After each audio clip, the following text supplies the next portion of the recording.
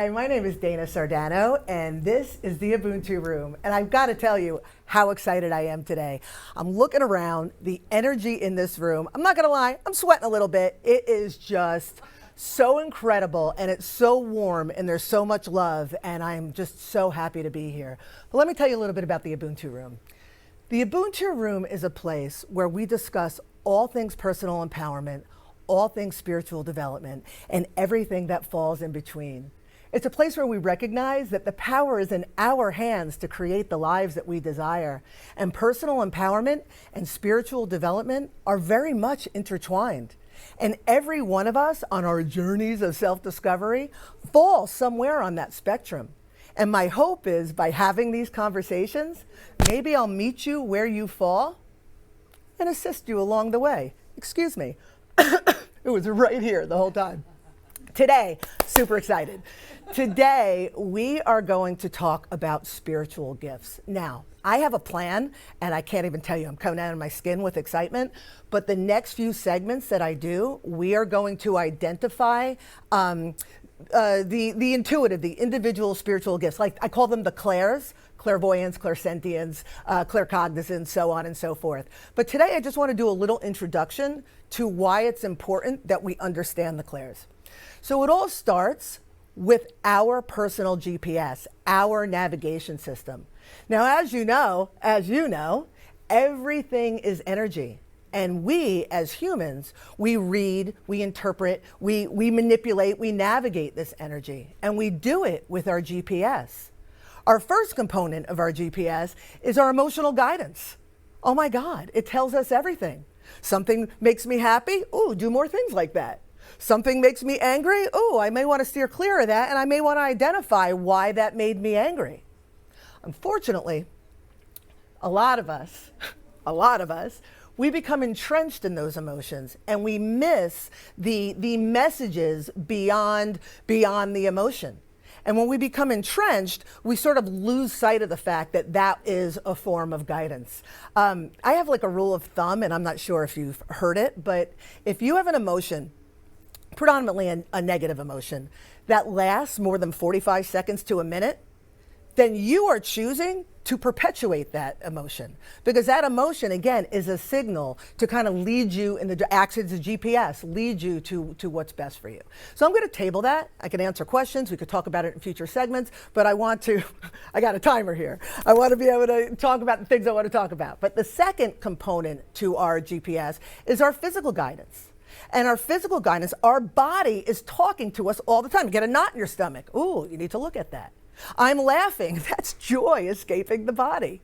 And we have aches and pains and things that are telling us, that our body is telling us about things in our environment. Unfortunately, got to give you the negative side, but unfortunately, sometimes we numb them or we ignore them. We pop a pill, we go see a doctor. But if we could be more in tune with our body and what it's telling us, and utilize that navigation with our emotional guidance, use it in concert, oh my God, life will get so much easier. Another one is understanding our chakra system. I could talk about chakras all day long. Oh my God, I plan on doing a whole series on chakras because when we understand these energy centers within our bodies and the aspects of self that correspond with these energy centers, just as an example, our root chakra is about safety, security, grounding, stability. And when that chakra is out of balance, we feel unstable and insecure and we lack grounding. So when we understand these energy centers and how to bring them back into balance, it's a tremendous tool for our navigation in this world. But the last one that I want to talk about, and that's going to lead me into future segments, are our five senses, which are so often overlooked. Sight, smell, I don't need to go through the senses, we all know what they are. But when we understand that clarity within our senses only expands our extrasensory, it creates extrasensory perception. When we understand that, again, life becomes so much easier. The ESP, the extrasensory perception, are intuitive gifts that come from understanding our senses that we're going to talk about moving forward. Our claircognizance, which isn't so much connected to the senses, but it's this clear, that's the clear knowing. And again, we will talk about how to hone that gift. We will talk about how to identify it within yourself. We will talk about all of those things. The other ones are clairvoyance, clear sight. Again, we'll talk about how to hone it. We'll talk about how to identify it. Clairaudience, clear hearing, same thing. Again, to put that on repeat. Clairsentience and clairempathy, I like to pair them together. Clairsentience is when you feel the energy through your body, but you're able to get message through it. Feel the emotions, understand people and your surroundings through that physical feeling. My clairsentience is so freaking off the charts that every time I come here, I walk out shaking because my body is like energy, lots of energy, but that's the clairsentience. And the clairempathy is clear feeling, but on the emotional level, when you could connect with somebody so greatly that you almost lose an understanding of, if the emotions are yours or not. The thing is about these clairs, we all have them. And if you're watching and you're making an assumption, oh, that's not me, that's for psychics and channels and mediums, so am I, like that's for others, it's not. We all have these abilities. We just need clarity within our vessel, within our senses. And to do that, and that's why I always say when I open the personal empowerment, the spiritual development, they're intertwined, because when we learn how to clear our vessel, how to eliminate what no longer serves us, how to break free from the toxicity, how to take care of our mind, body, and spirit, essentially, those gifts, those clairs, that clarity comes online. And we also have, proclivities. Right? So depending on the way you learn in school, that's a good tell. Like if you were the kid that could sit in the classroom and just listen, or if you have an ear for music, or if you can do accents. I can't do accents. I have no ear for music. I have no clairaudience. But if you have that ear, that keen ear, you may have a proclivity. You may have a keenness towards the clairaudience. If you are a visual learner, if you're sitting in school and all you have to do is read something and it makes sense to you, or if you're creative, if you're an artist, or if you have vivid dreams, you may be clairvoyant.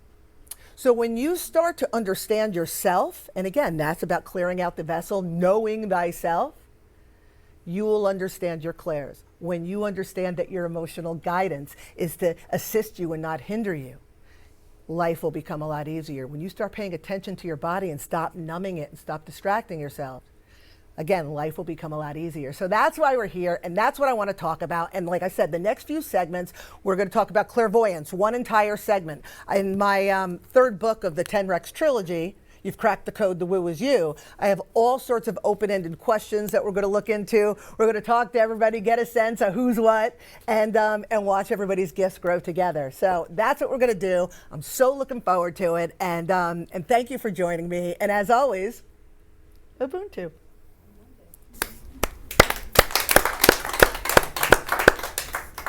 And I also want to talk about the paintings. The paintings that are behind you, and the one behind you, Freddie, which I love, the rabbits. And I love all of her paintings. You want to talk a little bit about your artwork? Sure, the artwork specifically that's here. So behind me, everything's backward. Yeah. Wait. Opposite. Oh my God, this one. Oh my God. Okay. So the one that I'm pointing to, that's Blue, and she is one of my original Ubuntu girls. I mentioned this last week, to talk the whole journey when I started painting. And I started painting mother's children, and it tapped into that mother part of me, and then I was doing independent women, and it tapped into that part of me, and then the different aspects of women. And Blue is just sort of like that, just chill, super cool, smoking a cigar. It's funny, I'm so uncreative. Like on her cigar, it actually just says Cuba. It's Cuba. But she, like I said, is one of the OG Ubuntu girls. And then wrong way. If you go over there, see what I did? If you go over to Third Eye, that's Third Eye Open. And what's interesting is Third Eye Open, I painted her in response. I created what I called the Ubuntu Wellness Retreat on my property in Jupiter Farms back in the day before I opened the gallery. And I had all these creative spirits, and it was just like a healing creativity combination thing. And I don't know, I just got inspired to paint her. It was the first painting of a spiritual nature that I painted. And everybody's favorite. So now I have her on purses, I have her on cards, I have her on the cover of my second of the trilogy. She's everywhere. That's Third Eye. So yeah, 2 of my Ubuntu girls. The painting that's behind you guys, which I love. I love them all, but this one is so different. I love that it speaks to you so much. So the painting behind you guys is called Mushroopies. And I'm just going to tell you, my husband, I call him, he's my schmoopy, right? I'm his poopy. I don't know how I got the doo-doo nickname, but yeah, I'm the poopy. Yeah, and he'll be like, we'll be watching TV and I'll just hear a whisper. I'll hear, who's my poopy? I'm like, I'm your poopy. So he's the schmoopy, I'm the poopy. But that painting, I'll just say it, about 5-6 years ago, he and I decided that we were going to dabble in the psychedelics.